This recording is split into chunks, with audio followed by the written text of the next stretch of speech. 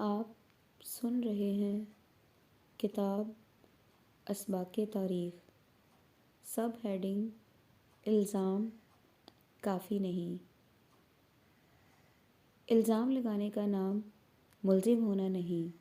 اگر کسی شخص کے واقعتاً ملزم ہونے کے لیے یہ بات کافی ہو کہ اس کے خلاف الزام لگانے والوں نے الزام لگایا ہے، تو پھر دنیا کا ہر شخص ملزموں کے کٹہرے میں کھڑا ہوا نظر آئے گا، حتیٰ کہ خدا کے معصوم اور بے خطا پیغمبر بھی۔ محمد صلی اللہ علیہ وآلہ وسلم اللہ کے آخری پیغمبر تھے۔ آپ بلا شبہ پاک اور معصوم تھے، مگر آپ کے زمانہ کے لوگوں نے آپ پر بدترین الزامات لگائے۔ یہ الزامات صرف یہودیوں اور منافقوں نے نہیں لگائے، بلکہ آپ کے مخلص ساتھیوں تک کو آپ کے کردار کے بارے میں بے جا شبہات لاحق ہوئے۔ اس قسم کے واقعات میں سے ایک واقعہ وہ ہے جس کا تعلق ایک انصاری مسلمان سے ہے۔ یہ بزرگ ایک بدری صحابی تھے، یعنی وہ بدر کی جنگ میں رسول اللہ صلی اللہ علیہ وآلہ وسلم کے ساتھ ہو کر لڑے تھے۔ وہ ان لوگوں میں سے تھے جن کی دین کے لیے سرفروشی پر شبہ نہیں کیا جا سکتا تھا۔ روایات میں آتا ہے کہ مذکورہ انصاری صحابی اور زبیر بن العوام مہاجر کے درمیان ایک جھگڑا ہوا۔ یہ جھگڑا کھجور کے درختوں کی آپاشی کے بارے میں تھا۔ مدینے میں پانی کا ایک گڑھا تھا جس سے آپاشی کی جاتی تھی۔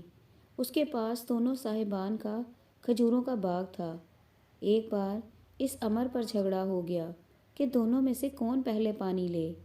اس کا مقدمہ رسول اللہ صلی اللہ علیہ وآلہ وسلم کے پاس آیا۔ آپ نے یہ فیصلہ کیا کہ زبیر بن العوام پہلے اپنے باغ میں پانی لے جائیں اور اس کے بعد دوسرے صحابی اپنے باغ کی سینچائی کریں۔ رسول اللہ صلی اللہ علیہ وآلہ وسلم نے جو فیصلہ کیا تھا وہ زرعی مصلحت اور جغرافیائی حالات کی بنا پر کیا تھا۔ یہ محض ایک اتفاقی بات تھی کہ زبیر بن العوام مہاجر تھے اور دوسرے صاحب انصاری، اور فیصلے میں زبیر بن العوام کو اولیت حاصل ہو گئی۔ معاملے کا انصاری فریق اس بات کو نہ سمجھ سکا کہ آپ نے جو فیصلہ فرمایا ہے وہ زرعی اور جغرافیائی بنیاد پر فرمایا ہے۔ اس نے معاملے کو مہاجر اور انصاری کی اصلاح میں سوچا اور یہ رائے قائم کر لی کہ آپ نے رشتے کی رعایت کرتے ہوئے اس کے حق میں فیصلہ دے دیا ہے۔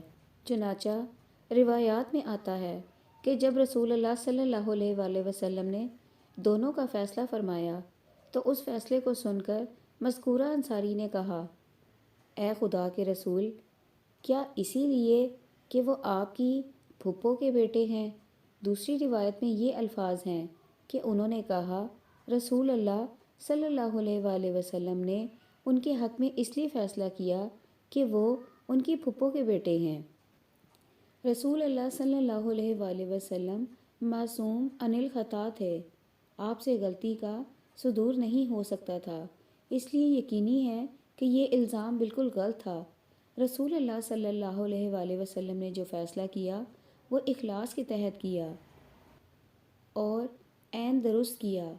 اس کے باوجود ایک صحابی کو آپ کے بارے میں شبہ لاحق ہو گیا اور اس نے آپ کے اوپر جانبداری کا الزام لگا دیا۔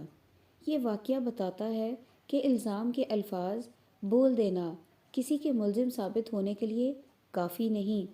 حقیقت یہ ہے کہ جو آدمی بلا ثبوت کسی پر الزام لگائے اور جو لوگ محض الزام کے الفاظ سن کر متعلقہ شخص کو ملزم سمجھ لیں، وہ دونوں سخت گناہ گار ہیں۔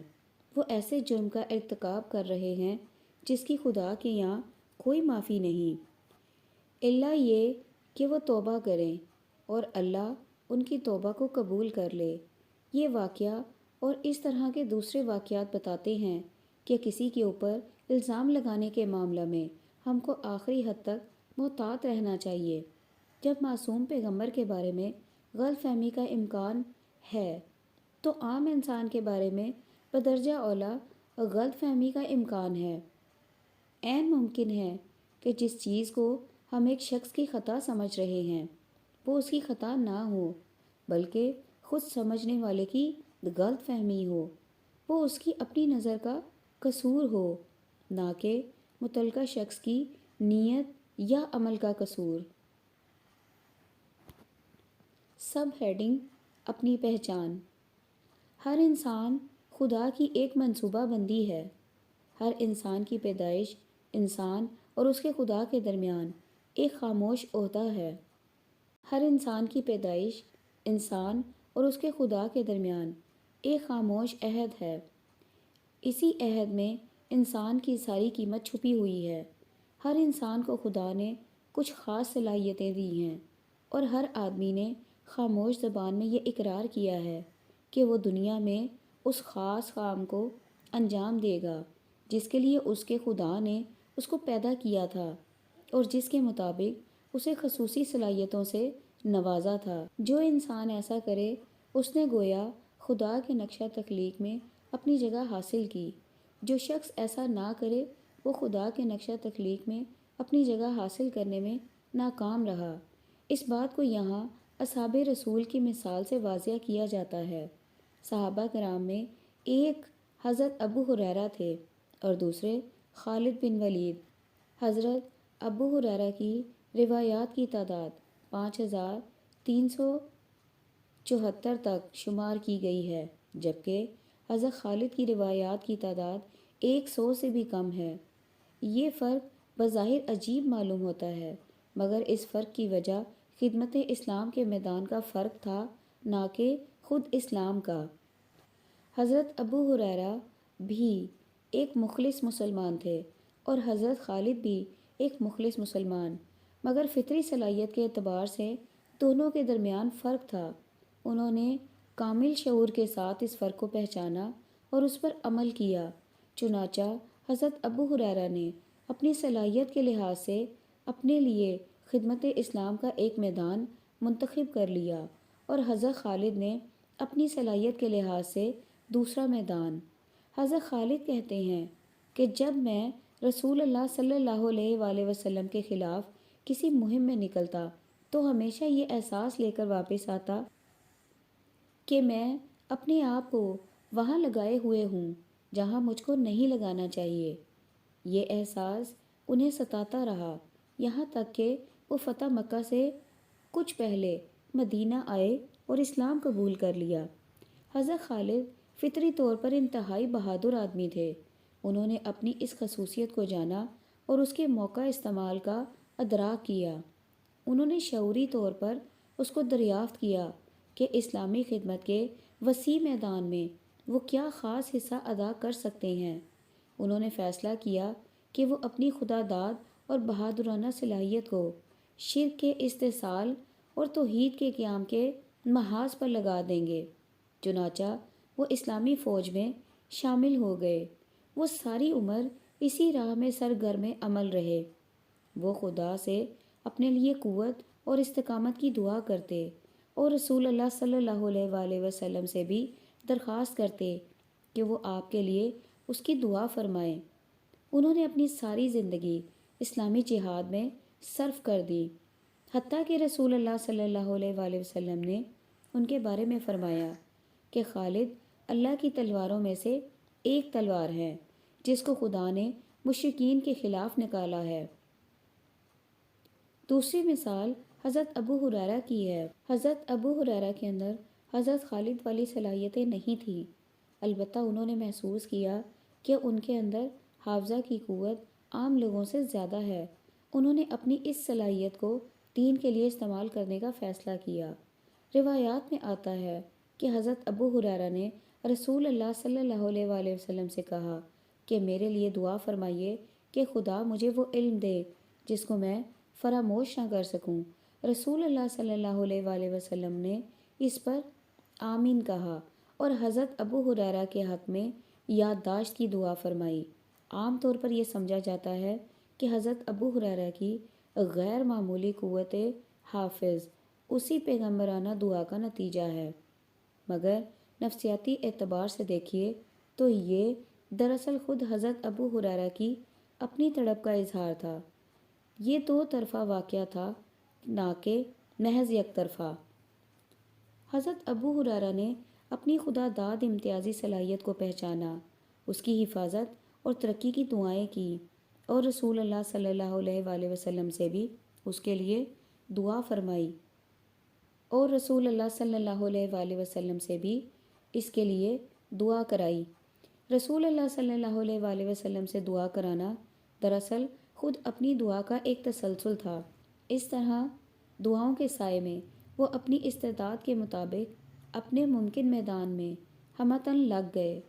وہ برابر رسول اللہ صلی اللہ علیہ وآلہ وسلم کی خدمت میں لکھ لیتے۔ اس معرفت خواہش کا یہ نتیجہ ہے کہ حضرت ابو ہریرہ اسلامی تاریخ میں وہ شخص قرار پائے جاتے ہیں جن کے ذریعے اگلی نسلوں کو پیغمبر اسلام کی حدیثیں سب سے زیادہ تعداد میں پہنچی ہیں۔ ہر آدمی کی سب سے پہلی ذمہ داری یہ ہے کہ وہ اپنے آپ کو پہچانے۔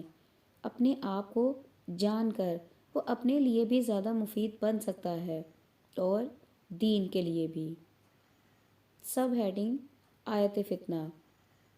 حضرت امام حسن بن علی نے 41 ہجری میں ایک صلح نامہ کے ذریعے خلافت سے دستبرداری اختیار کر لی۔ اس وقت سے خلافت بنو امیہ کے خاندان میں چلی گئی۔ تاہم امیر معاویہ کی وفات 60 ہجری کے بعد بار بار خلافت کے دعوے دار اٹھتے رہے اور بنو امیہ میں اور ان مدیان خلافت میں جنگ جاری رہی۔ انہی میں سے ایک عبداللہ بن زبیر تھے۔ ان کا صدر مقام مکہ تھا۔ انہوں نے بنو امیہ کی خلافت کو تسلیم نہیں کیا، چنانچہ بنو امیہ کے عامل حجاج بن یوسف سے ان کی جنگ ہوتی رہی، یہاں تک کہ 73 ہجری میں وہ مکہ میں لڑتے ہوئے شہید ہو گئے۔ امام بخاری نے روایت کیا ہے کہ فتنہ ابن زبیر کے زمانہ میں 2 آدمی حضرت عبداللہ بن عمر کے پاس آئے۔ انہوں نے کہا کہ لوگ برباد ہو رہے ہیں اور آپ عمر فاروق کے صاحبزادے ہیں اور رسول اللہ صلی اللہ علیہ وآلہ وسلم کے اصحاب میں سے ہیں، پھر کیا چیز آپ کو روک رہی ہے کہ آپ ان سے جنگ کے لیے نہیں نکلتے؟ عبداللہ بن عمر نے کہا کہ مجھے یہ بات روک رہی ہے کہ اللہ نے میرے بھائی کے خون کو میرے لیے حرام قرار دیا ہے۔ آدمیوں نے کہا، کیا اللہ نے حکم نہیں دیا کہ ان سے جنگ کرو یہاں تک کہ فتنہ باقی نہ رہے؟ عبداللہ بن عمر نے کہا، ہم نے جنگ کی یہاں تک کہ فتنہ باقی نہ رہا اور دین اللہ کے لیے ہو گیا، اور تم چاہتے ہو کہ جنگ کرو یہاں تک کہ فتنہ پیدا ہو اور دین غیر اللہ کے لیے ہو جائے۔ دوسری روایت میں ہے کہ 2 آدمی حضرت عبداللہ بن عمر کے پاس آئے اور کہا کہ اے ابو عبد الرحمن، کیا وجہ ہے کہ آپ 1 سال حج کرتے ہیں اور 1 سال مقیم رہتے ہیں اور اللہ کی راہ میں جہاد کو چھوڑے ہوئے ہیں، حالانکہ آپ کو معلوم ہے کہ خدا نے کس قدر زیادہ اس کی اہمیت دلائی ہے؟ عبداللہ بن عمر نے کہا کہ اے میرے بھتیجے، اسلام کی بنیاد 5 چیزوں پر ہے: اللہ اور اس کے رسول پر ایمان لانا، اور 5 وقت کی نمازیں، رمضان کے مہینے کا روزہ رکھنا اور زکوٰۃ دینا اور بیت اللہ کا حج کرنا۔ آدمیوں نے کہا، اے ابو عبد الرحمن، کیا آپ نہیں جانتے جو اللہ نے اپنی کتاب میں ذکر کیا ہے کہ ان سے جنگ کرو یہاں تک کہ فتنہ باقی نہ رہے؟ عبداللہ بن عمر نے کہا کہ ہم نے رسول اللہ صلی اللہ علیہ وآلہ وسلم کے زمانے میں ایسا کیا۔ اس وقت اسلام کم تھا، بس آدمی اپنے دین کے معاملے میں فتنہ میں ڈالا جاتا تھا، لوگ اس کو قتل کر دیتے یا عذاب دیتے، یہاں تک کہ اسلام کی کثرت ہو گئی، پھر فتنہ باقی نہ رہا۔ خلیفہ ثالث حضرت عثمان رضی اللہ تعالیٰ عنہ سے کچھ مسلمانوں کو سیاسی شکایت ہو گئی۔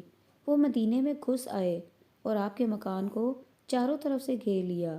حضرت عثمان اپنے مکان کی چھت پر چڑھے اور باغیوں سے کہا کہ تم جو میرا محاصرہ کیے ہوئے ہو اور میرے قتل کے در پہ ہو، کیا اپنے اس فعل کے حق میں تمہارے پاس قرآن کی کوئی دلیل ہے؟ ایک باغی آگے بڑھا اور اس نے کہا، ہاں۔ اس کے بعد اس نے قرآن سے جہاد اور قتال والی آیتیں پڑھ کر سنانا شروع کر دیں۔ باقیوں کے نزدیک اپنے عمل کے لیے ان آیتوں کا حوالہ درست تھا، کیونکہ اپنے خیال میں وہ ایک بگڑی ہوئی حکومت کے خلاف جہاد کر رہے تھے اور جہاد کا حکم قرآن میں موجود ہے۔ مگر حضرت عثمان نے ان کے اس استدلال کو تسلیم نہیں کیا۔ آپ نے فرمایا کہ یہ آیتیں تمہارے اور تمہارے ساتھیوں کے حق میں نازل نہیں ہوئیں، یہ میرے اور میرے ساتھیوں کے حق میں اتری ہیں۔ حضرت عثمان کا جن لوگوں نے محاصرہ کر رکھا تھا وہ سب مسلمان تھے۔ ان کے پاس اپنے محاصرے کو حق ثابت کرنے کے لیے قرآن کی آیتیں بھی تھیں، مگر صحابہ نے اس معاملے میں ان سے اتفاق نہیں کیا۔ حضرت علی نے فرمایا کہ انہوں نے قرآنی آیات کی تفسیر و تشریح میں غلطی کی، یعنی جن آیتوں کا تعلق کافروں اور مشرکوں سے ہے ان کو انہوں نے مسلمانوں کے ساتھ جوڑ دیا۔ خوارج سب کے سب مومن و مسلم تھے، وہ دیندار اور عبادت گزار بھی تھے۔ وہ ہر بات میں قرآن کی آیتیں پیش کرتے تھے، مگر خلیفہ چہارم حضرت علی رضی اللہ تعالیٰ عنہ کے خلاف ان کی جنگ کو امت نے کبھی صحیح قرار نہیں دیا۔ حضرت عبداللہ بن عمر نے خوارج کی لڑائیوں کے بارے میں فرمایا کہ ان کی غلطی یہ ہے کہ قرآن کی وہ آیتیں جو کافروں اور مشرکوں سے جنگ کے بارے میں اتری ہیں ان کو انہوں نے مسلمانوں کے اوپر منطبق کر دیا۔ وہ قرآن کی تحریف کر رہے، نہ کہ قرآن کی تفسیر۔ مذکورہ بالا تفصیل کی روشنی میں دیکھا جائے تو موجودہ زمانہ کی انقلابی اسلامی جماعتیں جو اپنے ملکوں میں مسلم حکمرانوں سے اصلاحی سیاست کے نام پر جنگ چھیڑے ہوئے ہیں، وہ سراسر باطل ہے۔ اس قسم کی لڑائیوں کا جہاد سے کوئی تعلق نہیں۔ وہ تمام مفکرین اسلام در حقیقت مجرمین اسلام ہیں جو مسلمانوں کے درمیان اس قسم کی باہمی جنگوں کو جہاد فی سبیل اللہ ثابت کرنے کے لیے اپنی ذہانت صرف کر رہے ہیں۔ اس قسم کے اعمال کے لیے قرآن کی آیتیں پیش کرنا بے عملی پر سرکشی کا اضافہ کرنا ہے۔ اس قسم کے اعمال کے لیے قرآن کی آیتیں پیش کرنا بے عملی پر سرکشی کا اضافہ کرنا ہے۔ سب ہیڈنگ: اقدام سے پہلے تحقیق ضروری ہے۔ عثمان بن عفان رضی اللہ تعالیٰ عنہ 24 ہجری میں خلیفہ منتخب ہوئے اور 35 ہجری میں آپ کو شہید کر دیا گیا، جبکہ آپ کی عمر 72 سال تھی۔ امام مسلم عائشہ رضی اللہ تعالیٰ عنہ سے روایت کرتے ہیں کہ رسول اللہ صلی اللہ علیہ وآلہ وسلم آپ کے مکان میں لیٹے ہوئے تھے، آپ کی پنڈلیاں کھلی ہوئی تھیں۔ اتنے میں ابو بکر رضی اللہ تعالیٰ عنہ آئے، آپ اسی حال میں لیٹے رہے اور باتیں کی۔ پھر عمر رضی اللہ تعالیٰ عنہ آئے، آپ اب بھی اسی طرح لیٹے رہے اور باتیں کی۔ اس کے بعد عثمان آئے، اب آپ اٹھ کر بیٹھ گئے اور اپنے کپڑے کو ٹھیک کر لیا۔ جب تینوں چلے گئے تو میں نے عرض کیا، اے خدا کے رسول، ابو بکر آئے مگر آپ نہیں اٹھے، عمر آئے پھر بھی آپ اسی طرح رہے، مگر عثمان آئے تو آپ صلی اللہ علیہ وآلہ وسلم اٹھ گئے اور اپنے کپڑوں کو درست کر لیا۔ آپ نے فرمایا، عثمان سے فرشتے بھی حیا کرتے ہیں۔ امام ترمذی عبد الرحمن بن خباب رضی اللہ تعالیٰ عنہ سے روایت کرتے ہیں کہ میں اس وقت مدینے میں نبی صلی اللہ علیہ وآلہ وسلم کے پاس موجود تھا جبکہ آپ جیش اسرا تبوک کی تیاری کے لیے لوگوں کو ابھار رہے تھے۔ عثمان بن عفان کھڑے ہوئے اور کہا، اے خدا کے رسول، 100 اونٹ بما کجاتا اور پالان کے میں خدا کے راستے میں دیتا ہوں۔ آپ صلی اللہ علیہ وآلہ وسلم نے پھر لوگوں کو ابھارا۔ عثمان بن عفان دوبارہ کھڑے ہوئے اور کہا، 200 اونٹ بما کجاتا اور پالان کے اللہ کے راستے میں۔ آپ نے پھر لوگوں کو ابھارا۔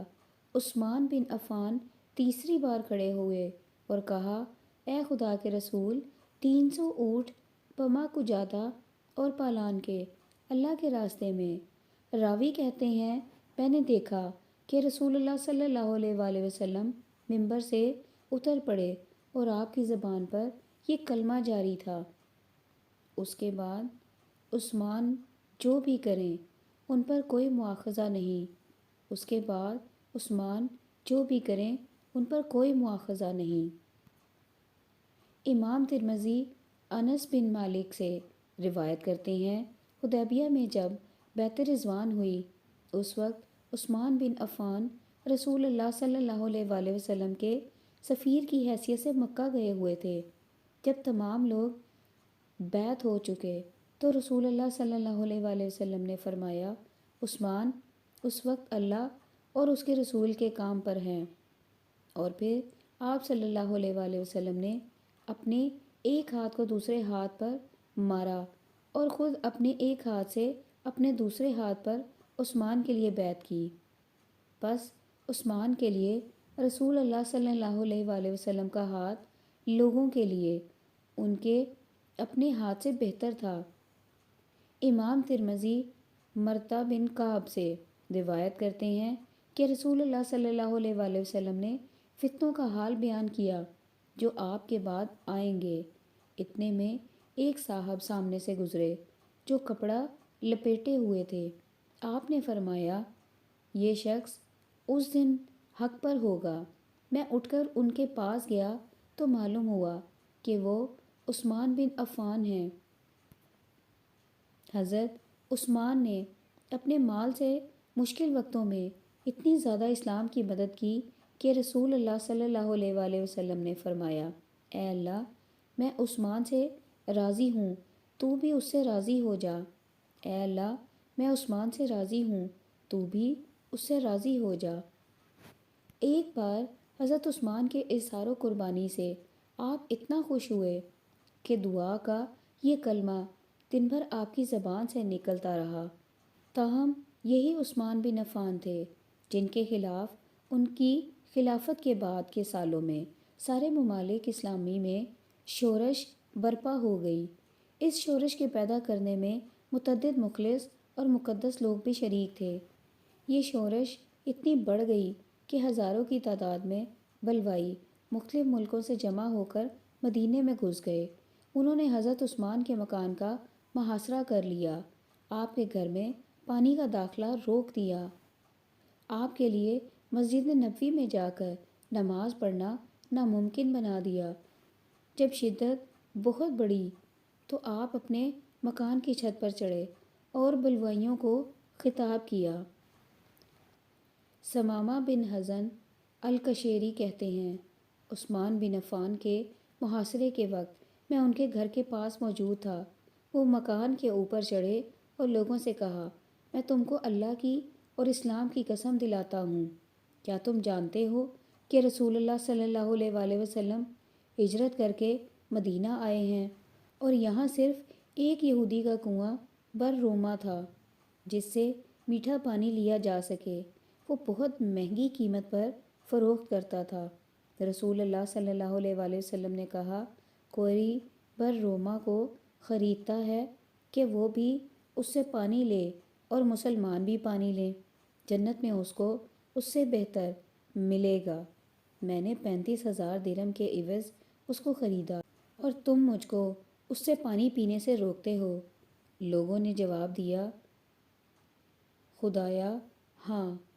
پھر عثمان بن عفان نے کہا میں تم کو قسم دلاتا ہوں اللہ کی اور اسلام کی، کیا تم جانتے ہو کہ مسجد نبوی تنگ پڑ گئی تو رسول اللہ صلی اللہ علیہ وآلہ وسلم نے فرمایا کون فلاں زمین کو خرید کر مسجد میں اضافہ کرتا ہے، جنت میں اس کو اس سے بہتر ملے گا۔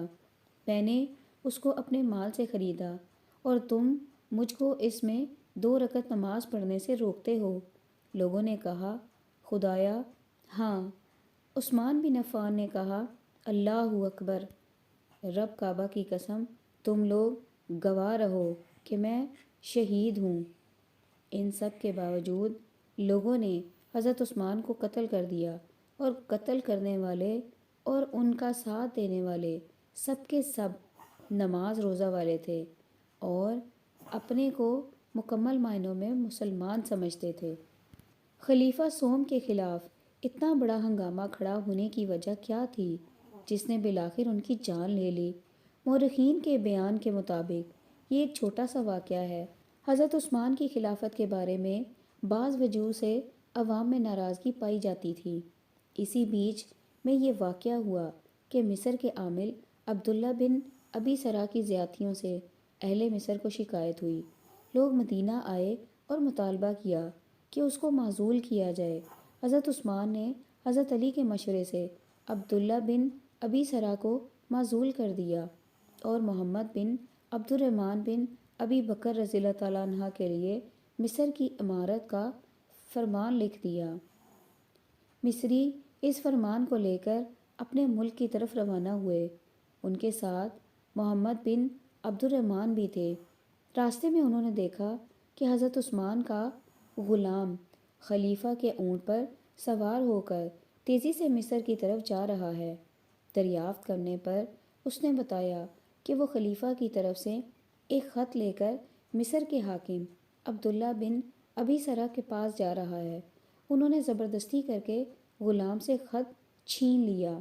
اس میں لکھا تھا کہ محمد اور ان کے ساتھی مصر پہنچے تو ان کو قتل کر دیا جائے اور تا حکم ثانی عبداللہ بن ابی سرا مصر کا حاکم رہے۔ یہ خط حضرت عثمان کے چچا زاد بھائی مروان بن حکم نے لکھا تھا اور خلافت کی مہر لگا کر اس کو غلام کی معرفت مصر روانہ کر دیا تھا، مگر مصریوں نے اس کو خود خلیفہ سوم کی جانب سے سمجھا اور یہ رائے قائم کی کہ ان کے ساتھ غداری کی گئی ہے کہ ایک طرف تو عبداللہ بن ابی سرا کی معزولی کا حکم نامہ ہم کو دیا گیا اور دوسری طرف عبداللہ کو خفیہ خط روانہ کر دیا کہ ان سب لوگوں کو قتل کر دو اور تم اپنے عہدے پر بحال رہو۔ چنانچہ وہ راستہ سے لوٹ آئے اور اللہ اکبر کے نعروں کے ساتھ دوبارہ مدینے میں داخل ہو گئے۔ ان کا رد عمل اتنا شدید تھا کہ کسی کے سمجھانے بجھانے سے کم نہ ہو سکتا تھا۔ انہوں نے حضرت عثمان کے مکان کو گھیر لیا اور بالآخر انہیں قتل کر ڈالا۔ اسی لیے قرآن میں حکم دیا گیا ہے کہ جب کوئی خبر ملے تو اس پر کارروائی کرنے سے پہلے خوب تحقیق کر لو۔ اے ایمان والو، کوئی شریر آدمی تمہارے پاس خبر لائے تو خوب تحقیق کرو، ایسا نہ ہو کہ تم نادانی سے کسی قوم پر جا پڑو پھر تم کو اپنے کیے پر پچھتانا پڑے۔ اس آیت کا شان نزول یہ ہے کہ رسول اللہ صلی اللہ علیہ وآلہ وسلم نے ولید بن عقبہ بن ابی معیط کو قبیلہ بنی المصطلق کی زکوٰۃ وصول کرنے کے لیے بھیجا۔ قبیلے کے لوگ ان کی آمد کو سن کر ان کے استقبال کے لیے نکلے۔ ولید کی اس قبیلہ سے زمانہ جاہلیت میں کچھ شکایت تھی۔ وہ سمجھے کہ یہ لوگ میرے قتل کے لیے نکلے ہیں، اسی لیے وہ بستی میں داخل ہونے سے پہلے مدینہ واپس آ گئے اور رسول اللہ صلی اللہ علیہ وآلہ وسلم سے کہا کہ قبیلے کے لوگ میرے قتل کے در پہ ہو گئے اور زکوٰۃ دینے سے انکار کر دیا۔ آپ نے ارادہ کیا کہ ان کی سرکوبی کے لیے حضرت خالد کی سرکردگی میں ایک فوجی دستہ روانہ کریں۔ اسی درمیان میں قبیلہ بنی المصطلق کے سردار حارث بن زرار آ گئے، جو ام المومنین جویریہ رضی اللہ تعالیٰ عنہ کے والد بھی تھے۔ انہوں نے بتایا کہ ہم نے زکوٰۃ جمع کر رکھی تھی، مگر ولید بن عقبہ ہمارے یہاں پہنچے ہی نہیں۔ ہم تو اسلام پر قائم ہیں اور اللہ کے حقوق ادا کرنے کے لیے تیار ہیں۔ ابن کثیر اس پر حکم دیا گیا کہ جب کسی کے متعلق کوئی خبر ملے تو کارروائی کرنے سے پہلے پوری تحقیق کر لو، ایسا نہ ہو کہ خبر غلط ہو اور اس کی بنا پر تم غلط اقدام کر بیٹھو۔